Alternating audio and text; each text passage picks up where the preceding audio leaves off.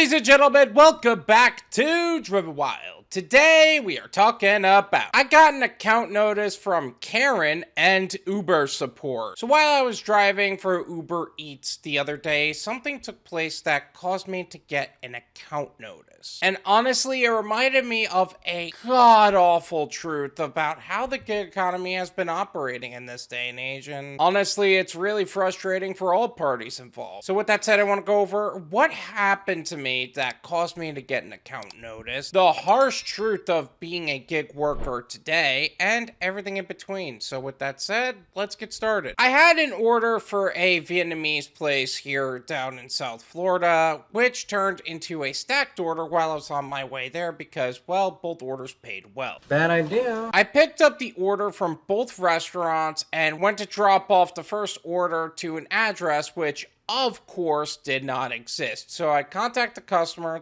picks up, and she said that she put in the wrong address by mistake because she was in an Airbnb, which honestly seems plausible enough. She put in Northeast 6th Avenue versus Northwest 6th Avenue. I'm not going to give the full address for obvious reasons. It would have been an easier drop-off if she put in the right address, and honestly, it wasn't that far away. It was a mile difference, but the attitude she gave me about it was so rude and disrespectful that I was not condoning that type of behavior. It's not a big deal. It's only a mile. Just don't be lazy and do your job. Yeah, no. I'm gonna contact support and see what they want me to do about it. If I'm gonna be treated like garbage by my customer, I'm at least gonna get paid for it. I think it's a very bad idea. I call support, and the agent was probably the most useless individual on the face of the earth. I had to repeat myself multiple times, and he was stuttering every other moment of conversation. It literally took him over 5 minutes for him to just verify the order that I had. Seriously, I understand why these companies outsource to other countries because it's cheaper, but you can't hire people who don't speak English only for them to take calls from a country that predominantly speaks English. That makes no sense. Like, you could tell this guy was just struggling to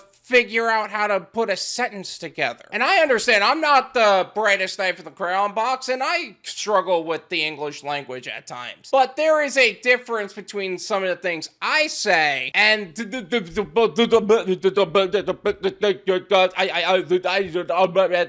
what am I supposed to do? The time that he took to just verify that I had an order and figure out who I was for this order, the app prompted me to return the order to the restaurant because that's how long it was taking. And then he tried to say something else about returning the order, and I was so mad because at that point I didn't have a choice. I had to return the order according to what the app is telling me to do. And he literally stuttered even more for a minute straight, and I could not even stand how useless the guy was. I just hung up and I said I'll contact support again after I drop off the other order. It's a really bad idea. I finished dropping off the other order. That one went off without a hitch, and I contacted support again because I knew the last support agent was just the north side of useless in this department. I called them and explained again how I was treated like garbage by the customer, how she put in the wrong address, and how the last agent I spoke to was completely useless and couldn't do his job. I was assured by this agent that I could just drop off the order back at the restaurant, nothing would happen. He already made the documentation and everything. I returned the order to the store, which I was totally ignored for a good 5 minutes. Again! At that point, I was like, you know what? I don't even want to explain the situation. If they're not gonna listen to me, I'm just gonna drop it off and just move on. I get it. Bad idea. Seriously, is no one even trying to do the bare minimum anymore? I understand quiet quitting, but now you're not even doing the bare minimum anymore. You're just texting to some tool pictures of your woo-woo or something, because clearly I can't even get somebody's attention anymore. So after all that, I ended up with an extra $6 for the return and both tips from each order. I woke up the next day, nothing happened. helped. I honestly thought I was good because the support agent understood exactly what was going on. He understood the customer was being a pain in the butt, and he understood that the last agent wasn't helpful. But about midday the day after, I get an account notice saying I did not complete the delivery. And honestly, there's no other order that can fit that kind of description. Oh, bad idea.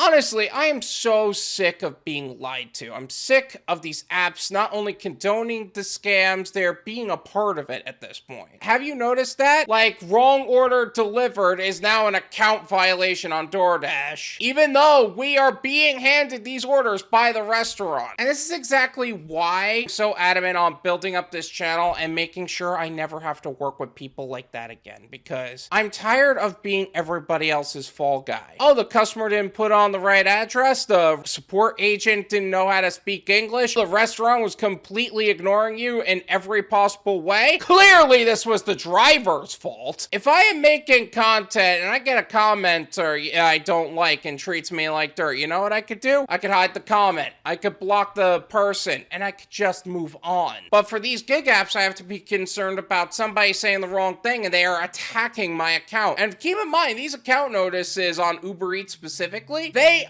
actually slow down your account, which really sucks. Why am I talking about this? Because I think this is a common problem for the gig economy lately. These gig companies have always looked for more ways to put the blame on us as drivers for things that are so far out of our control. They're condoning behaviors from the customers and a lot of times not even doing anything about it. Yes, sometimes they'll prevent refunds and sometimes they'll deactivate their accounts, but what happens after that? They start up another account and they'll do the same thing again. They can't be condoning this type of behavior and expect us not to take steps to prevent this in the future. Like looking for gigs and diversifying our gig portfolio. But Joe, if all companies do this and treat us the same way, doesn't that just build on the problem? Well, yes and no. All companies treat us bad, and as independent contractors, it does feel like our options are limited to a certain degree. But you could certainly mark customers, restaurants, and locations overall as banned. You could control to a certain degree how to not take bad customers because bad customers have a specific profile. And even if you do get some bad customers that tip you well, right? There are ways to mark in Google Maps that you actually don't want to work with those customers. And you can unassign them before they become a problem for you. You have more control than you think. You can also make sure you're building up your exit strategy because the gig economy is an income bridge to what would be a long-term goal, not the goal. And if this story doesn't prove that, I don't know what will. Because this story is mine, but it's not an uncommon story to hear anymore.